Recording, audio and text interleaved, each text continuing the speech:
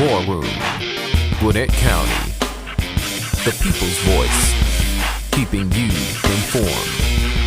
War Room, Gwinnett County, the people's voice. Thank you for tuning in to War Room, Gwinnett County. I'm your host, Antonio Jones. We're back with another episode.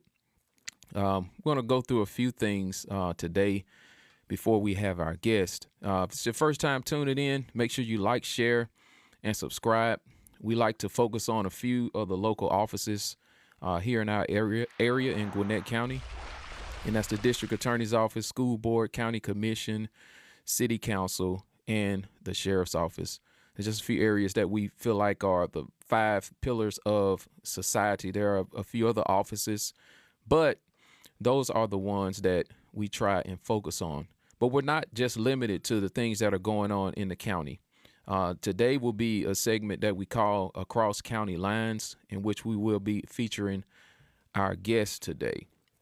So if you haven't noticed by now, it seems like the more chaos and turmoil that goes on around the world and that goes on the federal level, it seems to creep its way down into our local areas.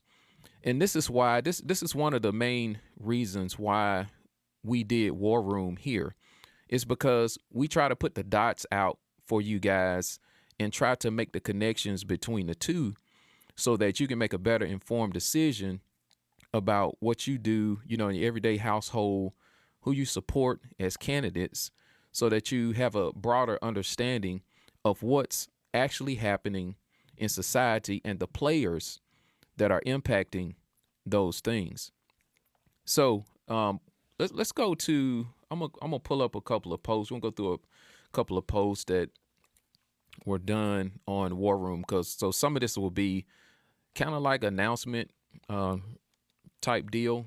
So let's pull this up just so you guys know what's going on. Let's go here. All right, so shout out to Gwinnett County Parents for Quality Education. They had a post, and they wanted to announce that Gwinnett County Public Schools is inviting the parents and guardians, community members, and school district employees to apply for the GYMS Oversight Committee, a group of community and school system representatives charged with the annual review of the academic knowledge, skills, curriculum standards. These recommendations will be provided. This is a great way to get involved. Shout out to Holly Teray. She's done a number of things on trying to move the ball forward on school choice and just make sure we have more educated options. She spoke at a number of school board meetings and the likes, and so have many other parents. So if you guys are getting involved, that's what we need. We need to have some action behind the efforts, moving society and the leadership in a good direction for our kids. So make sure you try to become a part of that group. I know it is a private group. They don't let everybody in there.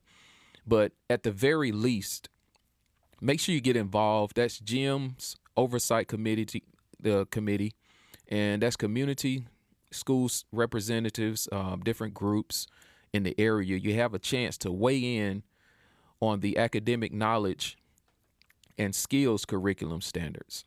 All right. Let's go to the next thing. So this was a post that was put out a couple of days ago, and this one is very, very, very important, and it kind of speaks to what we open with how on a national level these tentacles find their way all the way down into local government. Just think about all the building and construction that we see going on, not just across each city, county, and state, across the country. When I speak to people, I ask them a question: what's the chance of the same 3 houses being built in, all of these neighborhoods? Every third house looks like the first house. Anytime something is mass produced or looks like a cookie cutter type situation, some way or another, the quality starts to go downhill.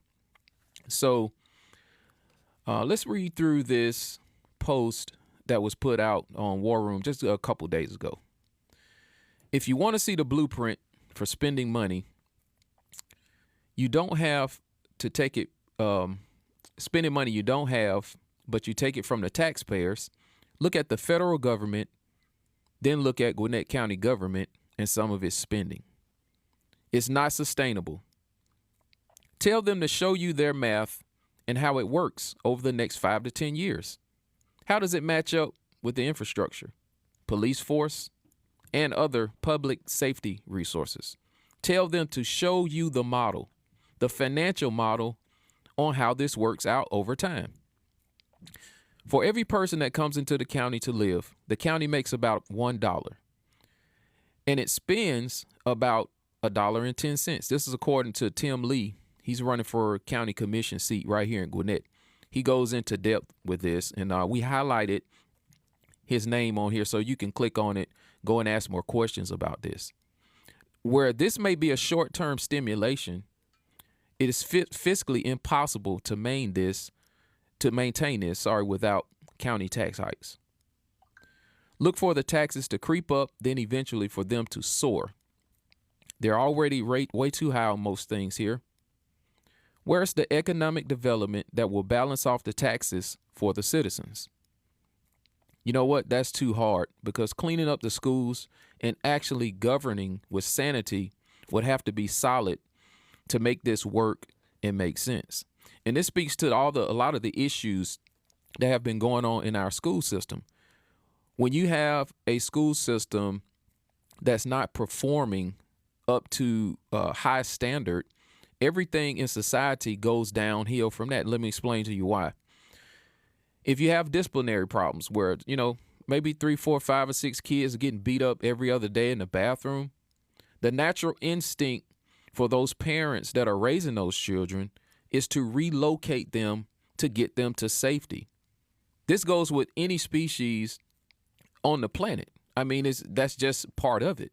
So what happens is you get sanity moving out, which is real sane to get your kids out of a violent situation where they're not able to learn and they're being assaulted.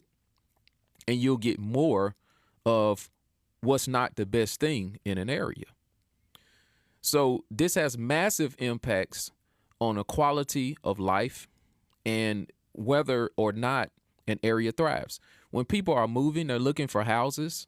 Everything is set up and built off of the nuclear family. I know people probably hate to hear that, but it is what it is. This is God's design. They look at the school system. They look at the surrounding culture in that area. What's this grocery store look like, when the wife has to go down and buy groceries. So this is a hard thing to do nowadays because of the propaganda that's coming on the television that's creating the divide that if you get on and discipline certain groups of people, then you'll be deemed a racist. But when you don't deal with the problem, you get the issue just festering and festering, and it balloons. And then again, you get people moving out. This affects the quality of life. So rather than dealing with these things, which are hard to do, it's hard to sit across from a parent and say, you know what, your kid's a problem. And we're not going to continue to let he or she disrupt the class and assault students. The principal down at South Gwinnett so far has done a great job. I remember when he was first getting hired, I asked a few people, and I was specifically told, he's going to handle it. So now when you pass by the school, there's not a bunch of kids hanging out, going across the street to the restaurant. He has, I guess, the teachers in the hallway in between. They check the bathrooms, and it seems like this school is heading in a positive direction. And that's why leadership, good, solid, ethical leadership is important, and it's essential to communities and to the county and to the state and to the country. But we have to have people in there that's going to do what's hard. And right now, evil and depravity is abounding. That means it's on the rise, and it's going to take a blunt force to go in here and right the ship. Also, our school board here has approved a $3.2 billion school budget for a 3-ring circus leadership in the school system. And the county has a propaganda, in our opinion, a propaganda engine with these puff piece videos that's coming out up underneath Gwinnett Go, and we called this out months ago when we first saw it. So and we'll pull up another post so you guys can see it, and you make your own decision on what you think about it. What world are they living in, needing all of this money? And but we'll have more to say about that. So let's go down to here's one. You guys go look this up on your own, because we're gonna move to try to go ahead and get our guest on here. So the post that was associated with this video that the Gwinnett County government put up, here's what we had to say about it. This is the same propaganda playbook with tentacles reaching in from national and local left-wing organizations and uniparty players to destroy Gwinnett County. We all know the evil and cruelty put on by the leadership in the jail. Gwinnett Go and its puff piece film company are a problem, and we're going to be the combatants to it. We are, as the citizen journalists and the people who help open source this show. This is propaganda being put out with the tax payments from the citizens of this county to be lied to. So they went into the jail. Let me click off of this. They went into the jail and did a piece about, mental health and all of that. But what they're not saying is people have come on this show and called the current sheriff out for having people locked up or in their rooms for 23 hours out of a day with an iPad. Anybody, you wouldn't let your animal be in a cage or in a kennel for that long. But then the government comes around the horn and puts this piece out, like they're so concerned. When are you guys going to have that conversation with the sheriff about what's going on? Another thing that they did, the sheriff, when he got in, he undid 287G and said that he would not be checking the immigration status of people being arrested. Well, we know what happened with Lake and Riley, right? We know that fentanyl is coming across the border. Okay, here's how that puff piece media funded by us comes around the horn again. So they did this short documentary. You can find this on their website. They had this lady on there. She was crying and everything like that. And her daughter had went to a party, and she had an overdose from a pill that was laced with fentanyl. So you see how this is working together?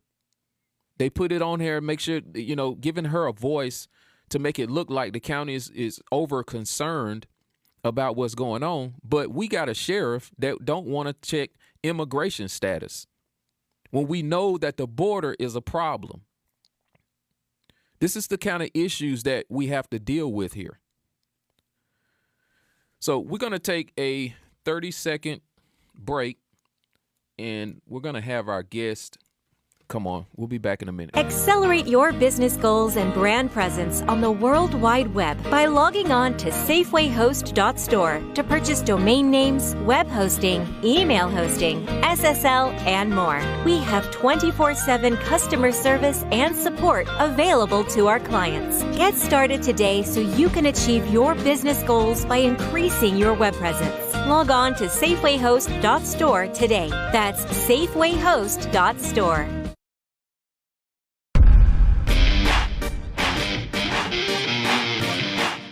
War Room, Gwinnett County, the people's voice, keeping you informed. War Room, Gwinnett County, the people's voice. All right, guys, so thank you for tuning in or staying tuned. We have a special guest that we're going to have on. She's running for US Senate. We need good leadership that's going to get in here and help right the ship. That's national, which reach down to the local area. And there are going to be a lot of fights, not just with opposition, the people that want to keep peddling the depravity and taking our nation down. There are also inter-party fights where we can't decide collectively on the direction that things should be going in. And this is a conversation that need to be put up in the locker room inner party. We have to have these arguments. We need to get back to the baseline of the Constitution and what it stands for and what it stood on.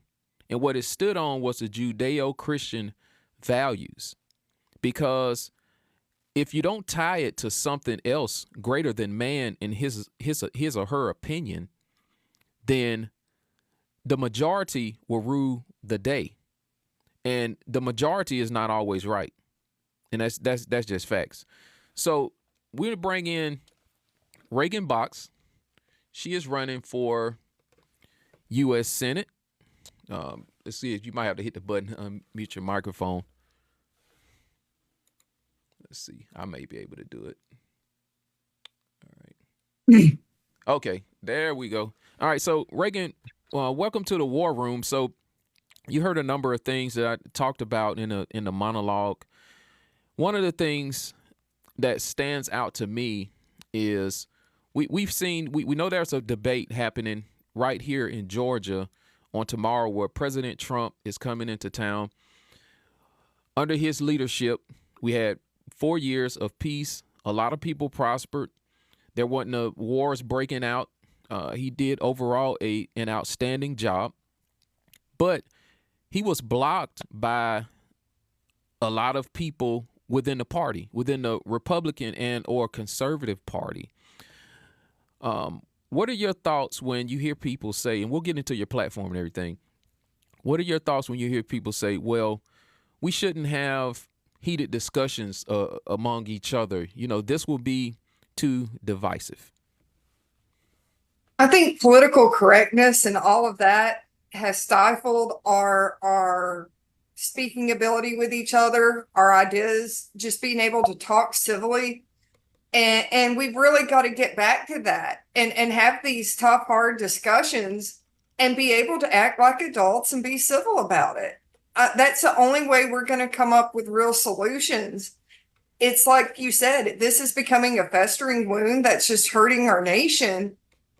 And no one's being honest or realistic with it. Yeah. So we there have been a number of fights, if you will, right here in even in the state party. What it appears to be is executive fiat, and people are moving to make decisions to subvert the will of the people. And it's my belief that the decision that's closest to the people making the choice is always better. Our founders set up the government so that it would be based on representative leadership. So anytime I see too many executive boards, when you have another opportunity to make a decision or let the people decide, it really gets under my skin because that's further away from what the founders wanted. What are your thoughts? Just, like this whole deal with Brian Pritchard that happened right before state convention, I felt like it would have been better off for the party if Josh McCoon would have let them vote for it at our state convention and not an executive election. I think it would have, that this way everything would have been out in the open. It would have been less divisive. And I think we would have had happier people instead of people feeling that their vote didn't matter. So to speak to that, and it's just, we did an in-depth with Brian Pritchard. I didn't know who Brian Pritchard was prior to being at an event, and is this person who I'll send you some links on later, but went on a rant on his WSB show and just went on and on and on about how Pritchard should be thrown out. And it raised my eyebrow because anytime you see what we believe can be establishment media, everybody that's on the media is not establishment. But when you hear the vigor in throwing somebody out, it just kind of raised eyebrows. So I started to look to see and do some research. And that's what I found out, some of the details on what was happening and how they were going about doing it. And I'm of the same mind frame that you are. let's let the people decide on what's going on. Everybody has a past. The Bible tells us if a man says that he's without sin, he's a liar and the truth is not in him. So if the people decided everything was pretty much a public information, then that makes one feel like, well, if you did something so many years ago and people elected you, then some executive could come in and just throw you out, because they made the decision, not even put this forth with the people. So I agree with you on that. And I've told people on the executive committee, like it's actually a rule that they can't videotape it and share the videotape. And I went, y'all need to change that, and you need to start videotaping and releasing it to Facebook.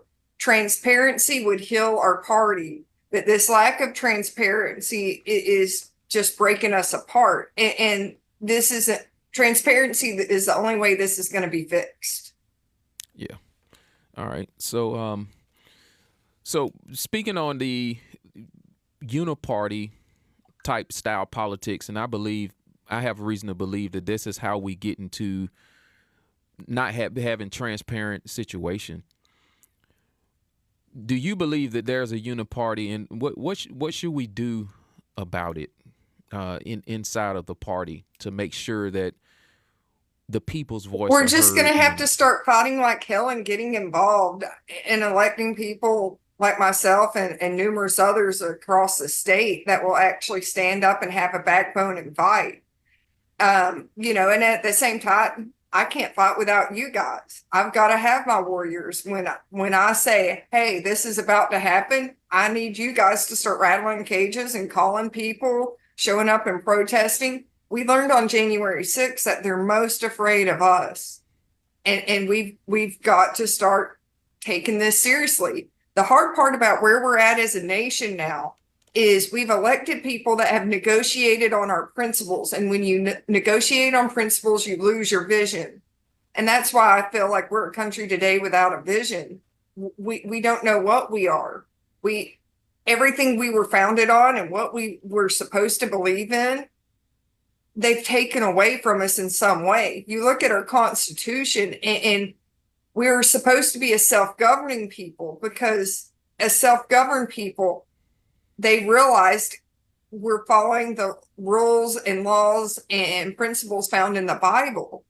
That's why it's one nation under God. You may believe in God a little bit differently, but it is still one nation under God.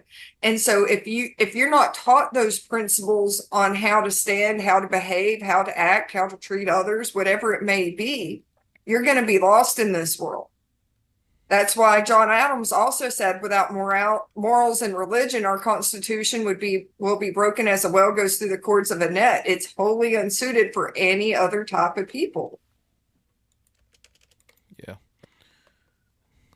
So, that speaks to the heart of the main issues that we're having here. Definitely. So let's get into your platform, why you decided to run for office, and tell us what district that you're in as far as your United States Senate seat that you're running for.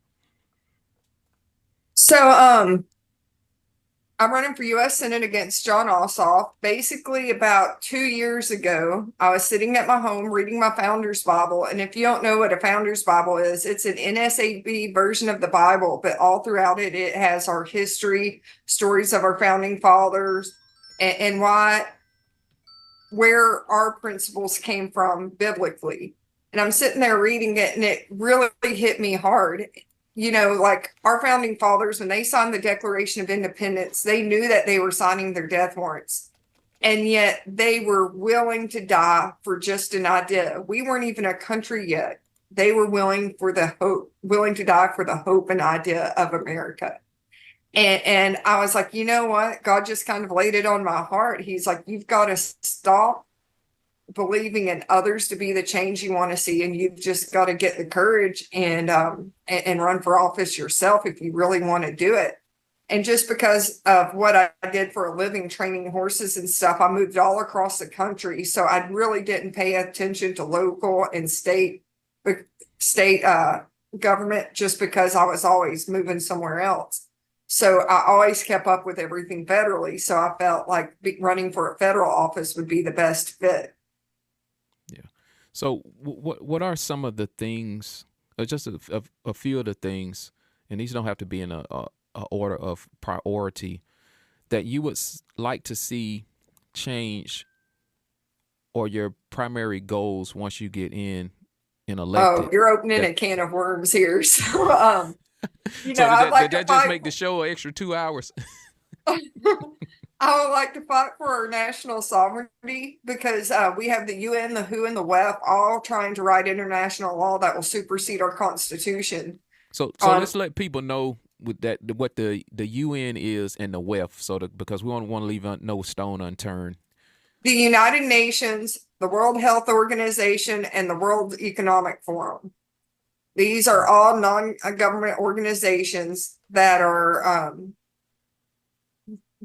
just pushing the whole world into the direction they want to go, and that this should be illegal. No organization should have sovereign power over a whole nation. Yeah. So you're going to be a combatant to those to make sure that we maintain our sovereignty, and they're not. Our national sovereignty will maintain our individual sovereignty also. And that's why it's so important to me. Like, they're trying to write laws right now that will attack our First Amendment rights on misinformation and disinformation. Well, once they attack our First Amendment right, you better believe they're coming after our Second Amendment right. While no one is talking about this in DC right now, I don't know. But this should be first priority, in my opinion. But then the Supreme Court just let the big tech off of the hook, I guess, in the name of standing. I guess this is the problem with Congress. They need to deal with these issues and not rely on the court to do everything. And I think this is why the founders. No one's wanting to do their job. Powers. So Yep. Congress is the only one that's supposed to make laws or rules for us to follow. But yet we have over 400 federal agencies that are all making laws, rules, and regulations. And Congress is just letting them, and that's illegal. We should be getting rid of nearly all of those 400 plus federal agencies and just sending it back to the state, because all of those agencies are already made up within our state government. So we are being double taxed for these 400 plus federal agencies. Once we had a smaller federal government, we could hold our government more accountable. We wouldn't have what we have going on with the CIA and FBI. We wouldn't have all of these law firm issues being intertwined within our government agencies if we had a smaller federal government. We need to send it back to how our founding fathers wanted it to be. We've got to start the nullification process on a lot of these laws because they were done illegally. You look even at something as simple as Ketanji Brown Jackson. She should have never been allowed onto the Supreme Court. If you read our Declaration of Independence, it says our laws are formed by the laws of nature and the laws of God, laws of morals. So that means, it either happens naturally or by God. And the sheer fact she says she doesn't know what a woman is, she just has proven that she's a judicial activist. She's not a real judge. She's not going to be subjective to anything. And so, like, in the U.S. Senate, one of the deals they can do that other branches can't do is they can impeach Supreme Court justices. And we need to start holding that line and saying, okay, yep, you're going way off track. You're doing a conundrum of a plethora of different causes. You're reading too much into these statements. Let's get back to the original meaning. And so if they're not toting that line, I mean, we need to start calling for impeachment and get our government back under control. But everyone's too afraid to do it. Yeah, that's when we get back to the thing of courage. And like you said, nobody wants to do their job, and this is important. And I want to go into the importance of the local areas paying attention to these things, because A lot of times people, either they're too busy, a lot of us are too busy, and we understand that. But we must start paying attention to what's happening on the federal level, because these tentacles come all the way down. I talked in the opening about all of the sustainability of what's going on the county level and the decisions that are being made. The money that the federal government is putting up, and in my opinion, making the counties become dependent on it, that raises our tax money. We had $18 million worth of affordable housing floating around, and the county, our county specifically right here in Gwinnett, we don't have the infrastructure to support all of the apartments and condos and just stuff they're putting. What about the police staff and things like that? I know I'm going on a sidebar, but I want to show people what the importance of getting behind good candidates that are running for U.S. Senate and that are running for Congress, because this money pours down. And it's like giving somebody a loan who really can't afford it, or me telling when my daughter turns 16 or 18, say, you know what, we're going to go out and get you a brand new Corvette. I know that you don't have the means to pay the note, do the maintenance, and all of the above that's associated with it. But I'm going to go out here, I'm going to sign for it for you, and I'm gonna do the down payment. What about all the subsequent payments that'll be going on? That's what federal government is causes doing within itself. You think about the inflation it causes within itself, and this is why we're in the endless cycle of printing out money and using the modern monetary theory, is because they give away all this money. People have to start robbing Peter to pay Paul at a local level. It goes to a state level, then it goes to a federal level. And you look at our government right now with the national debt, and it's so unsustainable that we have $1 trillion of debt every 96 days, I think it is. And so we keep printing out money so we can pay the bills. Well, the problem being is we're losing our reserve world currency status. I don't know if most people realize it, but our dollar is backed by oil instead of gold. And we make money off of every single barrel of oil sold in the world as a reserve world currency holder. So 110 countries have quit using our US dollar to trade in. And as countries quit using our US dollar to trade in, we get less and less money, but there's more money floating out in the world that no one's wanting to hold. So this is going to cause hyperinflation for every single American like we've never seen before. Like you see those pictures of World War II Germany where the people are pushing a wheelbarrow load full of cash to get a loaf of bread and a gallon of milk. That's going to be how we are here because of what our government's done. And the sad thing is they're not preparing the people. They're not telling them, hey, build a garden because things might get rough here. But you look at the Moody standard, and they have taken us, they keep downgrading our level and our stability as a nation. We're at neutral now. We're not even good, okay. We are at neutral status. That should scare every single American. I don't care if you're Republican, Democrat. I don't care about your race or color. Let's just be honest. We're talking about the stability and functionality of our whole nation. And that's going to affect everyone, top to bottom, Republican, Democrat. I don't care what you are. This is going to affect everyone. It will. And what you just said about the money being tied to oil. I look at right here in Georgia, our governor getting behind all of this. I don't want to say all of this, but getting behind enough green projects, doing this $5 billion Rivian plant. If you go online and look up and down these EV posts, for every 50 comments of people saying that they don't want to deal with it. And I don't have anything personally against EV, but it takes fossil fuels to produce this stuff. And the propaganda and the brainwash behind it, you end up paying more when you have to take an extra step to achieve something that you could have took care of with the first step, meaning gas and fossil fuels is the baseline of energy. You have to use it to make the solar stuff and everything that goes along with that. So we have inflation because of these things and immigration.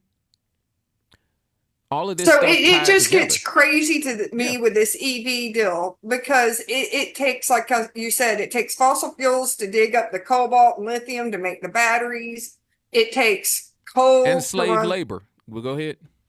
takes coal to run the power plants that produce electricity for it. These politicians are so out of touch with reality that they wouldn't understand. We wouldn't be griping about $3 and $4 fuel if we could afford a $60,000 to $80,000 new car.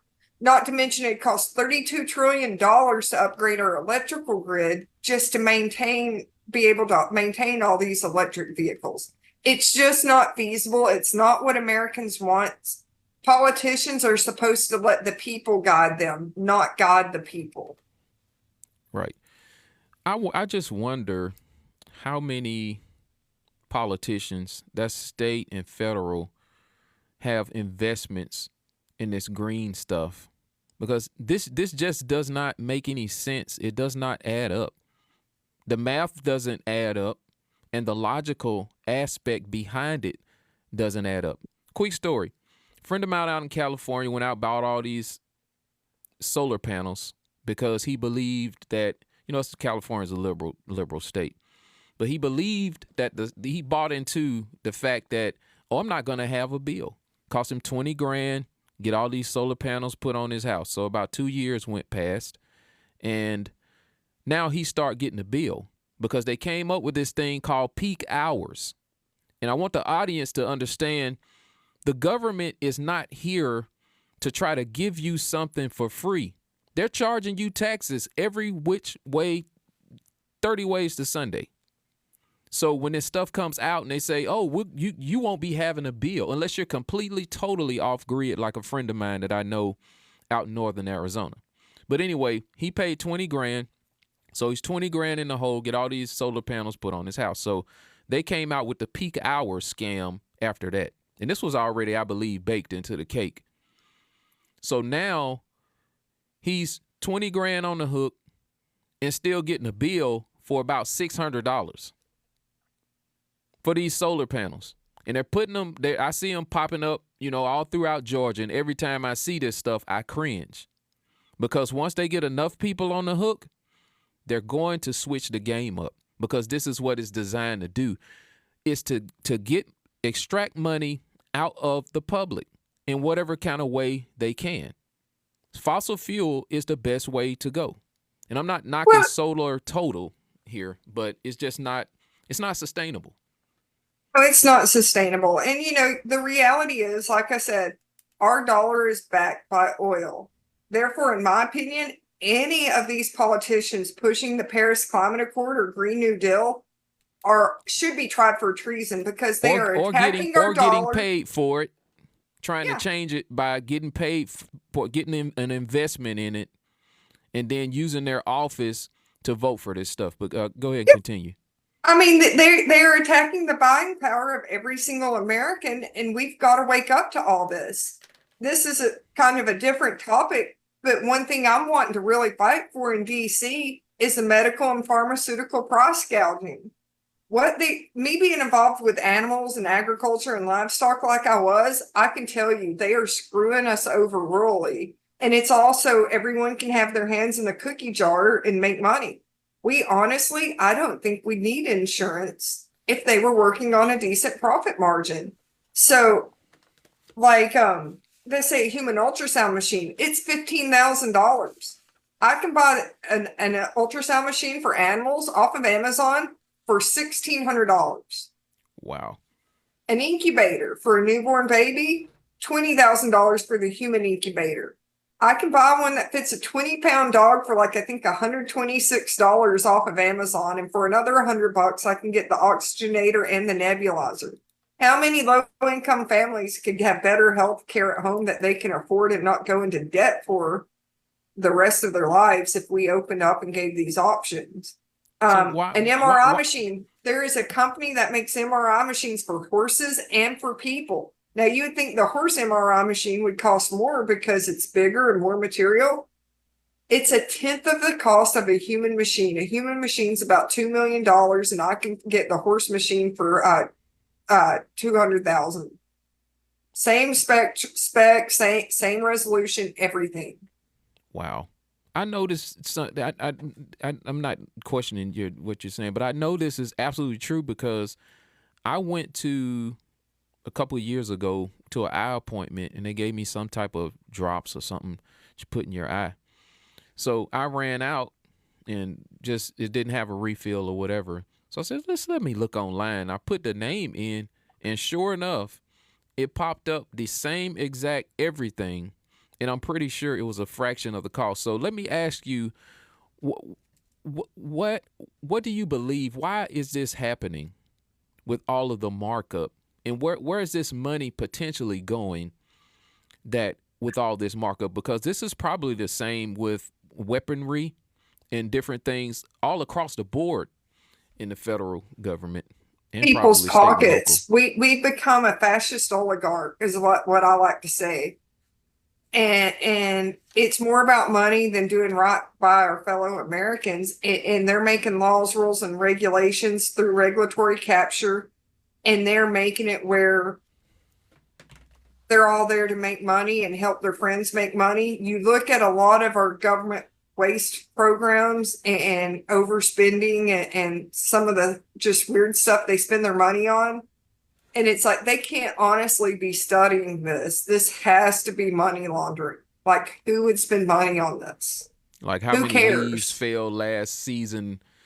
After a rainstorm, just weird stuff. We spent $80,000 to study how South Africans wash their genitals. We spent another $2 million to see how moonshine affects lab rats. We spent $516,000 to see how cocaine affects Japanese quail. We spent $4 million to give to the National Comedy Museum so that they can make holographs of dead comedians. So how in the world is the House passing budgets like this when if we spend $600, the IRS want to know, everything that's associated with it? Where's the House of Representatives, Republican House? None of this, all this stuff, all of that type of stuff should be cut. I think. But that's where I'm saying we've got to get rid of these federal agencies. I think the federal agencies are sitting there and giving out this money and doling it out. And then Congress just writes off on their overall budget. That's what I'm saying. We've got to get rid of the agencies so that Congress has to do their job and actually look at the budget. Does that make sense? Yeah. Mm-hmm. So the agencies, I think in like NIH. So the agencies are the stash house for the money when it actually comes out. So they write all of these bills, and you correct me if I'm wrong. They write all of these bills, and in these bills, they took different things, and that's probably why these bills are so like 2,000-3,000 pages sometimes, and nobody has time to read them, and they're not debated on, I guess, in the committee, so that they could try to get certain things voted off of those bills before they actually come to the floor? Yeah. Is that right? I mean, It's just crazy to me. An excessive bill shouldn't be more than 10 pages long. Yeah. I mean, honest to God, do we really need a bill to tell us what to do that's over 10 pages long? Seems a little manipulative and controlling to me. It's not that complicated. And this is one of the reasons why McCarthy got thrown out, why Matt Gaetz did the right thing and got him out of there. They agreed to a deal because they didn't trust him. He broke the deal, and they threw him out. And to be honest with you, some of the stuff that I saw, Johnson, this is a time game too. The clock is running out. So Johnson gave them a little bit more of what they wanted too as well. And McCarthy is the reason why we have this $2 trillion deficit and that he gave Joe Biden a blank check for. And it's the reason they threw him out. And this speaks back to what we said earlier. There has been radical change in the way people have moved. And quite frankly, Republicans and people that calling themselves conservatives, they're not standing up. They don't have the courage to get in there and do what's right. So these Senate seats, again, like what you're running for, people need to get in back of you. They believe in your platform and that you're going to go in there and not, when you lay your eyes on the beast, it's not going to become you.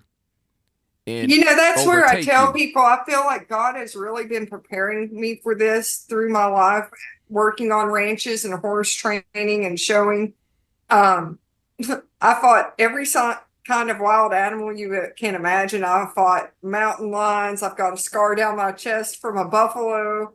I knew a horse was going to buck with me and I'd saddle it up and ride it anyways. Because that was my job. That's what I'm paid to do. I'm paid to keep my word and do as I say. And I think that's what we've got to remember as Americans. Like, these people can give you lip service, but are they good and honorable people? And how many of these guys have been elected time after time after time? They've shown you what they are. They've shown you they'll only keep their word around election time when they're looking to get a couple more votes. Don't believe them next time. The difference between a genius and an idiot is an idiot does the same thing over and over and expects a different result. Do not be an idiot. As a Christian, Proverbs 26:11, as a dog returns to its vomit, so a fool returns to his folly. We have been both the dog and the fool. We've got to change the way we're doing things and the way we think. Don't let these people believe they have your best intentions, because most of them haven't been fighting for your best intentions. That's right. So do you believe that a person, and this go back to your uniparty mouthpiece media establishment that we have right here in our state? There was a comment made, and I'll send you this. I just want to ask you this again for the record. There was a comment made that the people that have been, I guess, around politics for so long should be the next man or woman up, and not the people who just came on the scene.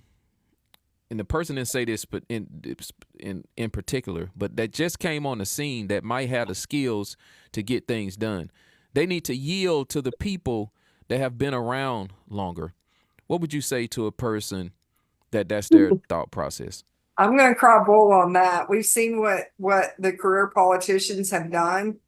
We've got to start thinking out of the box. And just like us voting differently, we've got to have people that think differently about laws, rules, and regulations and what's important in our country, because they haven't been protecting any of that.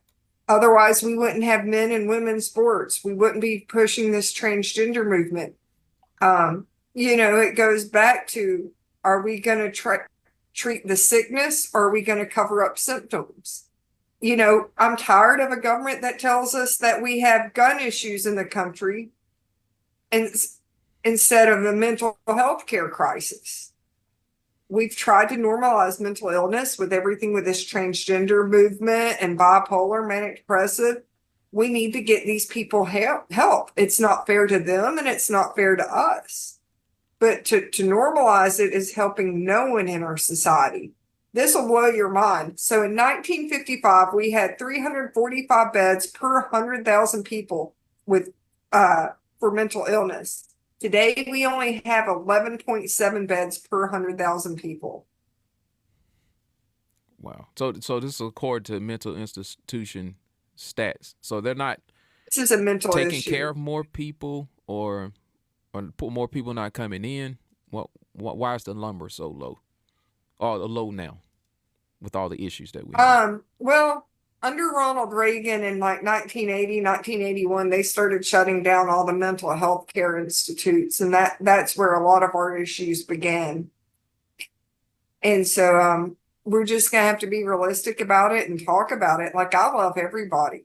I want to see them be the best that they can be as an individual. Not everyone's meant to be a superstar, but they can still have a good, normal life. And trying to normalize mental illness is not going to help these people. And it makes it dangerous for people like you and I and our families and whatnot when we don't get them help. That's why we have more mass shootings. It's not because guns are more readily available. It's because people are mentally ill. And having more mentally ill people out is going to make the mental health crisis worse, because the assault and the anxiety and everything that's associated with the impact of not getting mental help to people that need that care, they're only going to impact the environment and help contribute to having more mentally ill people, basically, is I mean, what I'm it saying. takes God forbid, a woman's walking down the street and she gets raped or something by somebody that's mentally ill. It takes a very strong mindset to pull yourself through that trauma. And so, yes, mentally ill people can have a dramatic impact on our environment and in our country. I mean, it's sad, but it's true. Yeah. So our sheriff up here in Gwinnett, he ended what was called a jail dogs program, and there was a lot of outrage about it. And I'm not trying to drag the county government, rake them over the coals, but how can you talk about on one side of the stage the mental health and do this piece and go in there and film it and talk about mental health crisis, when the same sheriff that was voted to increase his salary, I believe, by $50,000, don't want to have immigration checks when they arrest people? And the jail dogs program was for the inmates to be able to give them a little responsibility, something to look forward to. It was also good for the dogs, from what I'm hearing. But the guy ended it, and this wasn't costing taxpayers any extra money. And even if it was, I would argue that that would be a good investment to help people make the adjustment to coming back into society when they got ready to leave what we call a correctional facility. What are your thoughts? Sure, we've got to start standing up as people and getting these people out of office. There's too many of them that are just looking at these positions as jobs and a way to make a good living and to get insurance and this, that, and the other, instead of looking at it as actually helping society. And it's our job and responsibilities as voters to start standing up, and we've been complacent for way too long. You think about how dynamic our founding fathers were and how passionate they were. I mean, they went to war because the Stamp Act changed from 4% to 6%, and they still were only working like a whole week out of a year to pay their taxes.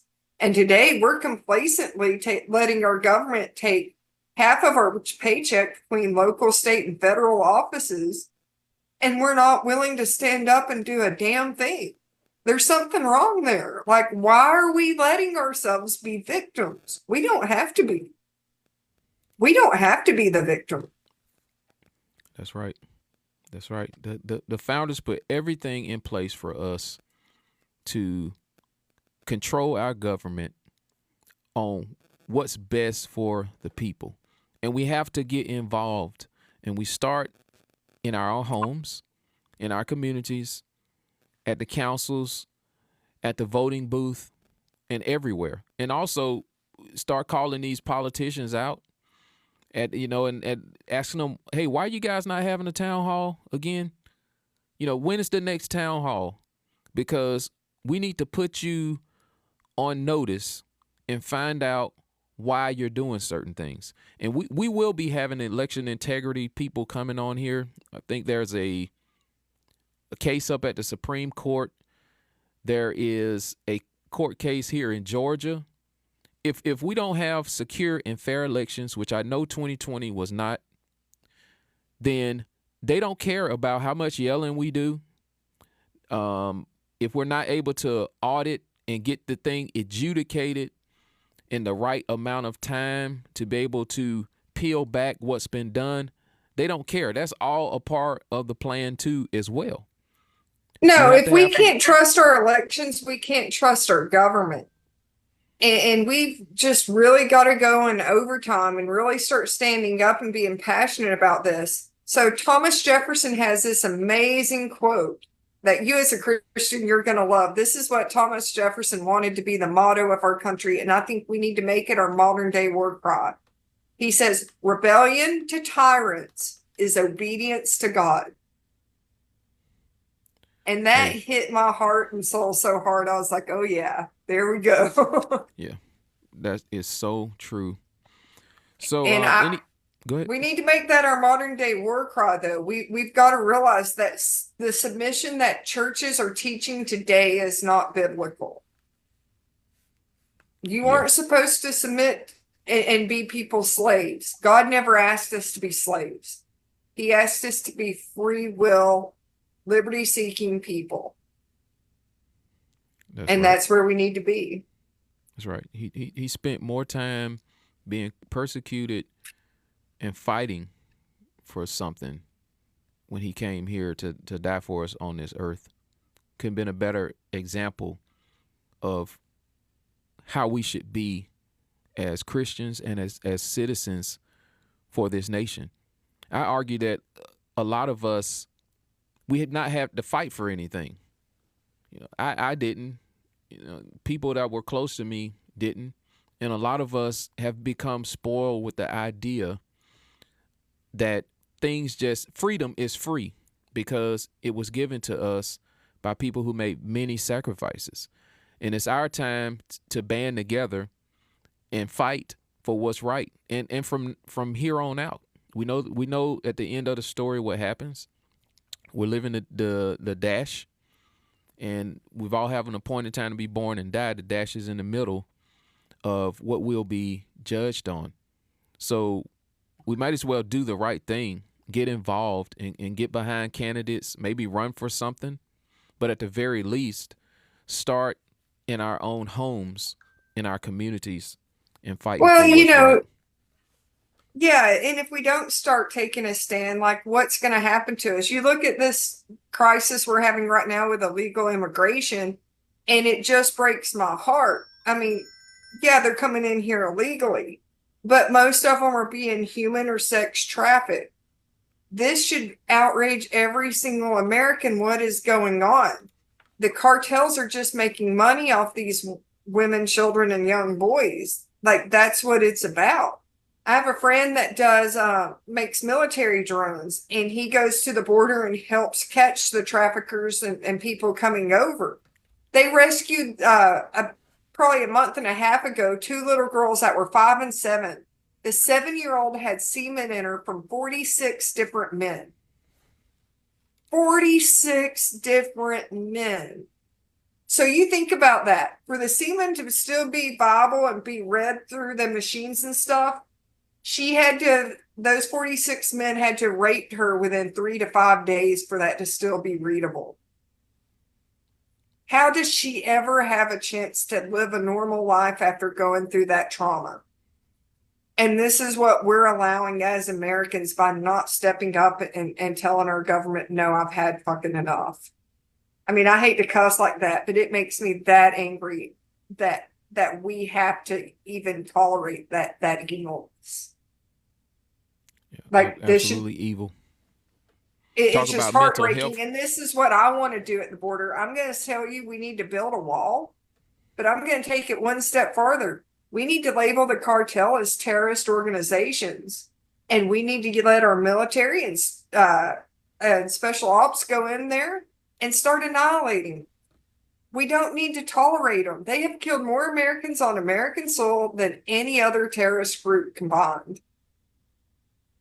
Yeah, we gotta deal with those things. It's horrible.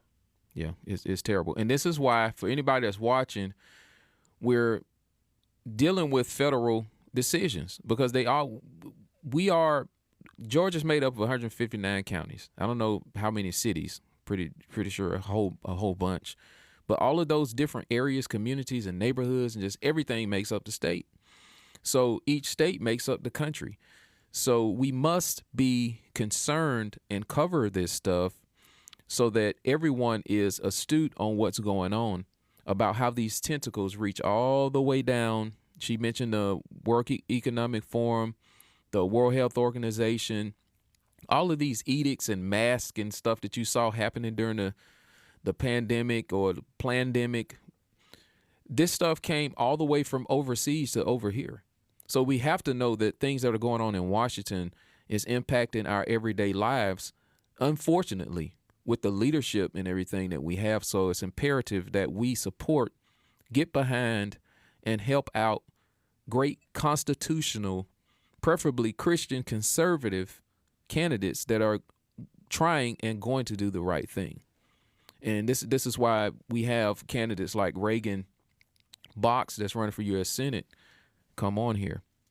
So is there any other thing that you want to communicate and tell the people just about yourself or your platform before we wrap up? There's so much on government waste and whatnot. Just being involved out west like I was, this will surprise you what our government's paying on the wild Mustangs. So last year they paid $115.7 million on wild Mustangs. They'll spend $400,000 just to capture about 400 of them.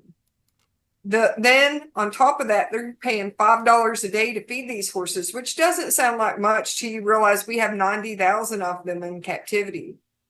Then we're paying another $100 per horse for their vaccinations and shots and paperwork. Then they'll pay someone like me $1,000 a horse to come in and just teach it to pick up its feet, lead, and load in a horse trailer. Now, after having about 13,000 a horse in these horses, do you want to know how bad a businessman our government is and what they're selling these horses for? Let's say less than that. What would you think would be super low? Let's see. Maybe like $2,000. They're selling the trained horses for $150 and the untrained horses for $25 a piece. So they're in about 13 grand, and then they turn Per around and horse. sell it. But see, For that's the problem 150. when you spending somebody else's money.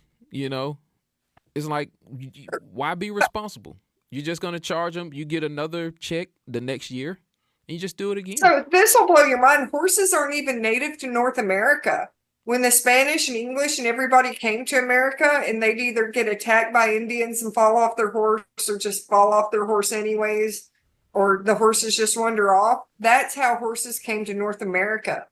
The second issue with the wild horses is when farms, ranches, and the cavalry all became mechanized and didn't need the horses anymore, they turned them all out. I think I read a statistic one time that our army, when they didn't need the cavalry horses anymore, turned out 90,000 of them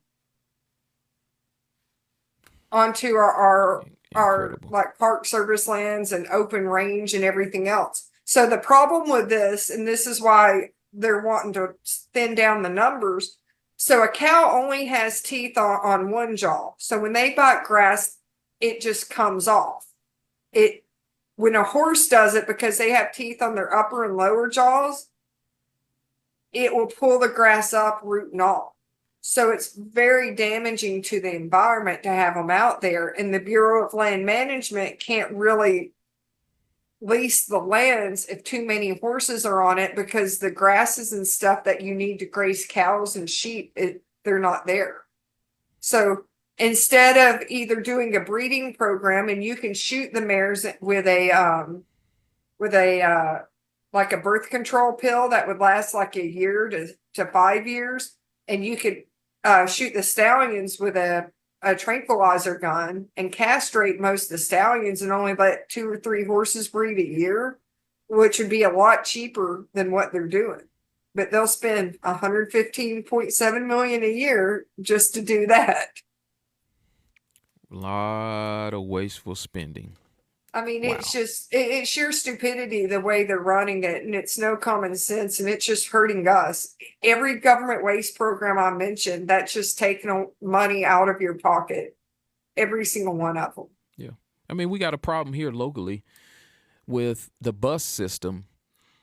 Nobody, when I say nobody, just overall, the citizens of Gwinnett didn't want to have like a bus MARTA system like this going on in Atlanta.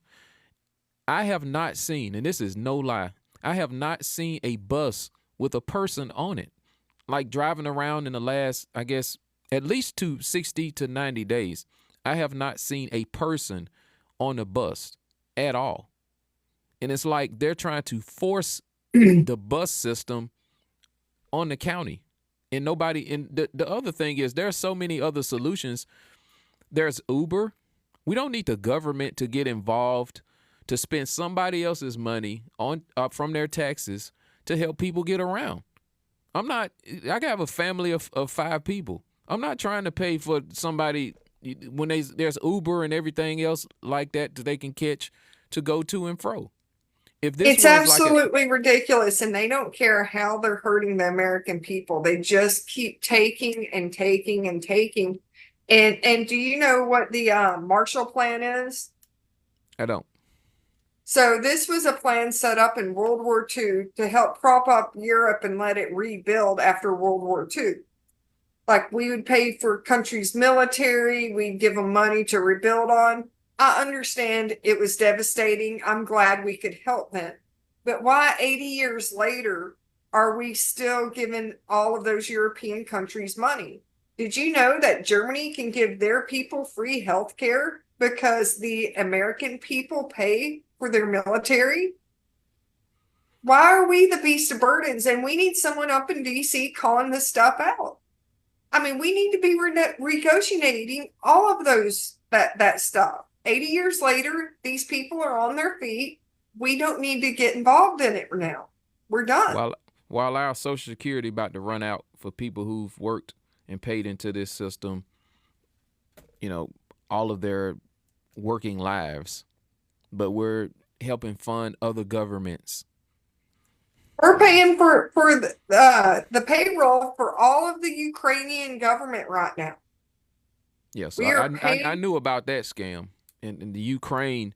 This has to be like a big money laundering operation. There's no other reason I can think of on God's green earth why politicians in Washington would be so focused on Ukraine when the parents of the people of the young boys they're trying to draft into the military have been paying thousands of dollars to get them out of the area because they know this is a war that Ukraine cannot win, but we keep sending billions over there.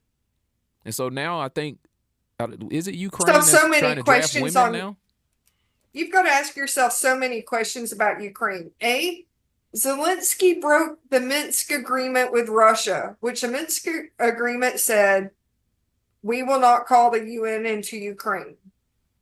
So he breaks his own treaties and we're supposed to pay for it? No, I'm sorry. You were dumb, but you created this. Not to mention by international law starting in 1972, no country is supposed to have bioweapon labs. Our Pentagon has admitted to 46 biodefense labs in Ukraine. Now, they give it a slightly different name, but no one's supposed to figure out what it really is. Now, I'm not saying Putin's a great guy. I mean, he's not, but he is the leader of his country. And would you want 46 bioweapon labs from your enemy sitting there on your doorstep? No, of course he's going to attack.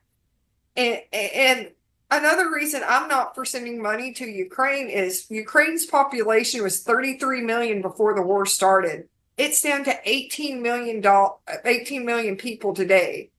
18 million people. So Russia's population is 144.7 million.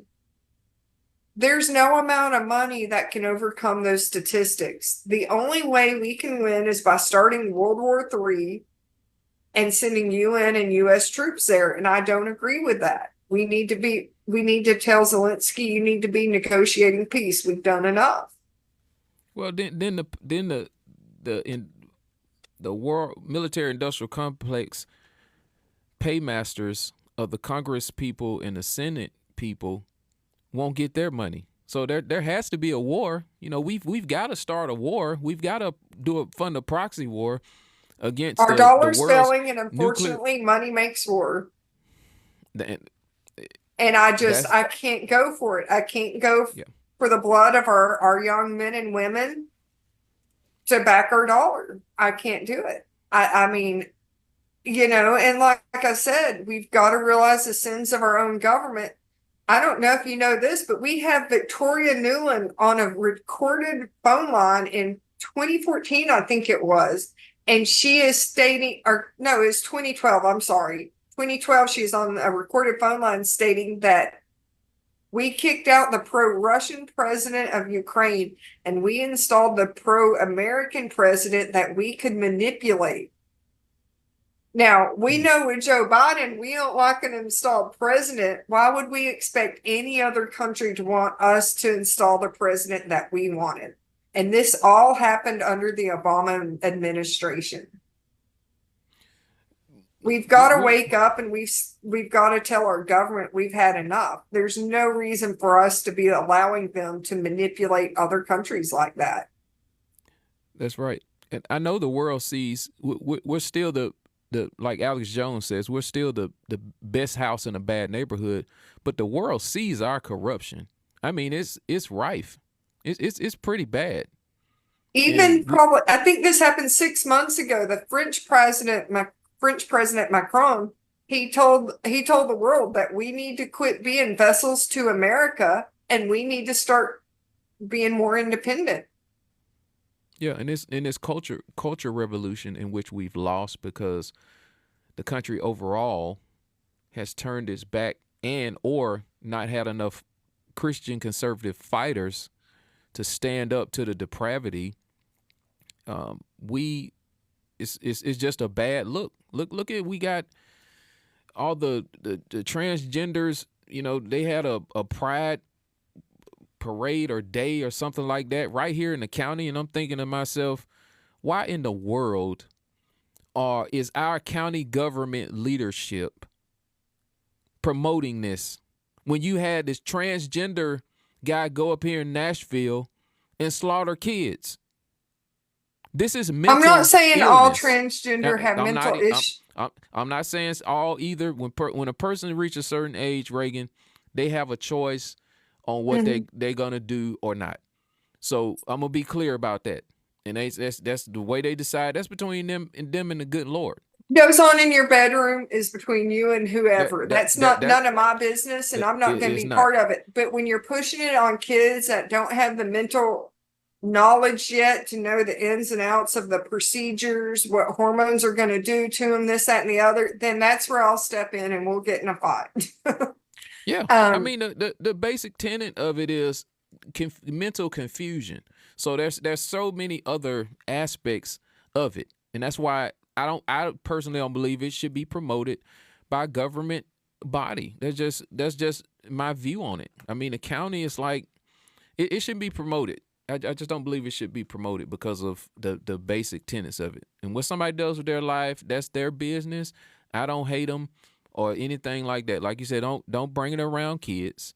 And why would we promote something that's tied to mental confusion? The Science Academy, not that they have any credibility nowadays, but saying we've got to get back. This was dysphoria. We've got to get back to calling a spade, get rid of this political correctness and quit trying to normalize mental illness. And that's what we've done. And we see the repercussions of it. Keep trying to pat people on the back and say it's okay, and it's not okay. It's taken society down the drain, and it's time we look at reality. Yeah. I mean, no person in their right mind, you can't fight and say that this isn't mental illness, because you have to be mentally ill just to think it's okay to shoot up 20 or 30 innocent people. There's no way you can be of sound and sane mind. Absolutely. Well, Reagan, it's been great having you on. We'll have you back whenever we'll set something else up so you can come back and give an update on what's going on with your campaign, and let the people know how to follow you, how to contribute to your campaign, and everything. Okay, like that. so if you go onto my website, it's reaganforgeorgia.com. You can go on Facebook and Telegram. It's Reagan Box US Senate 2026. And I'm also on Instagram and X, but I don't remember my handle, to be quite honest.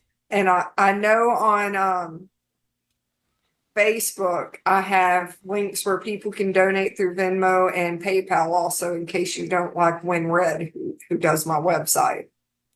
Yeah. All right. But we'll get all your links up and down in the description, because I believe you sent them in to us so people will Awesome. be able to find you and everything like that. I appreciate it great. very much. All right. So just hang on a second while we get things closed out here on my No side. problem. All right. All right, guys. So that's Reagan Box. She's running for U.S. Senate. We have to make sure that we stay engaged on what's going on a national level. We're going to be having more conversations about what's going on a state level, these executive movements, what to look for. And the biggest question we all should be asking ourselves, no matter what side of the field that you're on, whether you're Democrat, Republican, or independent, what is it that we want and what we need society to look like for our safety and prosperity here? What does that look like? Why do we vote? That's a good question. I was sitting thinking the other day, if I was going to have a conversation about someone and it just drove it towards political, that would be one of my questions. Why do you vote? Why do we vote? And to see what they say. We should be expecting something in return. This is just not a procedural thing. We're expecting an outcome. We're expecting representation. We're expecting to move the ball forward on what's decent for the future of our children in our country. That's what it should be about at all times. Because when you leave that booth, or you've finished swiping your credit card to support a candidate in their movement, you should be clear on what you're expecting from them way before they get in there. And sometimes you're going to have somebody that's going to get in office and stab you in the back, turn their back on what they say. It happens. It happens. But what you question them on, what you press them on, should be based on those expectations and those alone. And if they're one of those candidates that don't seem like they like to answer questions before time, the chances before they get in office, chances of them picking up your call, returning your email, or anything like that, is not going to change by that much when they get in office, actually in office. Look at more of what a person does than what they say all the time. What we say is very important because it is the precursor, usually, of how and who we really are and what we may do. Always question the integrity of everything. We should do that. We should do it respectfully as we can, but we should be honest. We should be frank about what our questions are when it comes to political situations and the progress that we expect on our local, county, state, and on a federal level. Make sure you guys like, share, subscribe. We're going to get out of here. There's a debate tomorrow that's going to be hosted by CNN. That is going to be very, very interesting. But let me do this before we get out of here. Let's see. All right, FAM USA. FAM USA is a manufacturing facility that makes athletic uniforms, performance wear, and children's apparel. These are all USA-made products. Some of the products they produce, are uniforms for baseball, basketball, football, cheerleading, lacrosse, volleyball, and more. They work with a log of high schools, middle schools, and recreational sports departments. They are a great fit for teams on a budget with a short turnaround time. Now, look, if you need T-shirts for a campaign, family reunion, they can handle all of that. I've been to the facility. It's really elegantly laid out, and they have a lot of different machines in there. I mean, it'll blow your mind. Very well organized, neat, clean. They got the displays of different things you can pick from. I mean, they do jerseys, cheerleaders' uniforms. They do little grab bags, just whatever you think of from a product and branding level. They can pretty much make it. Their average production time is about 3 weeks. They work with brands also that are looking to reshore their apparel and production. You know, bring them back to the States. This is great. If you want to have your stuff made in the USA and manufactured and produced, FAM USA is a great place for that. They are located at 2110 Fountain Square in Snellville, Georgia. That's 2110 Fountain Square in Snellville, Georgia. The phone number is 770-982-9913. 770-982-9913. 770-982-9913. All right, guys, I hope everybody is going to watch the debate tomorrow. I think it's going to be pretty interesting. I mean, I really honestly don't know how Biden is going to make it through the debate, to be quite honest, without, I mean, this guy is this guy is, I mean, you know, the falling down the steps and doing all of that, man. I don't know, guys. This is going to be pretty interesting tomorrow. It is.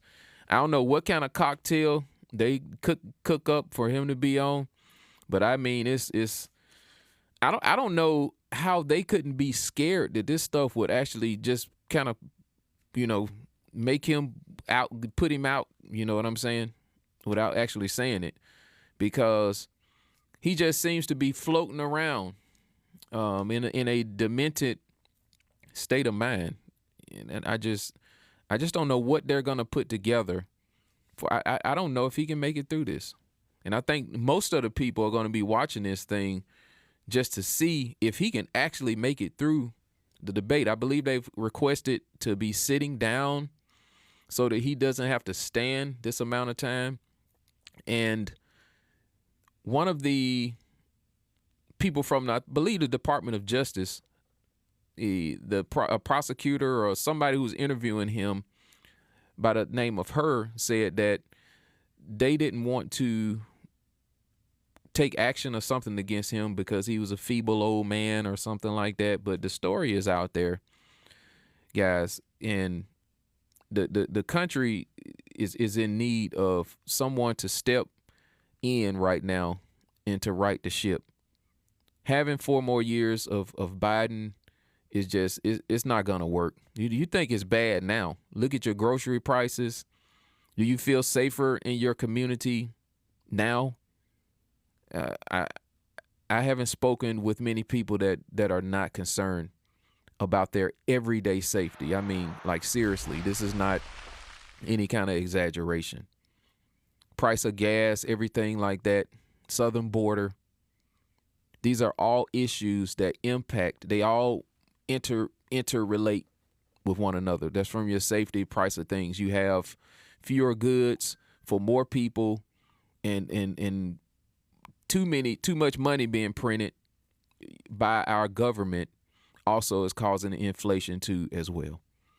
But you guys make sure you like, share, and subscribe. That's the biggest thing you do. If you want to make a contribution, you can do that. We have the link up.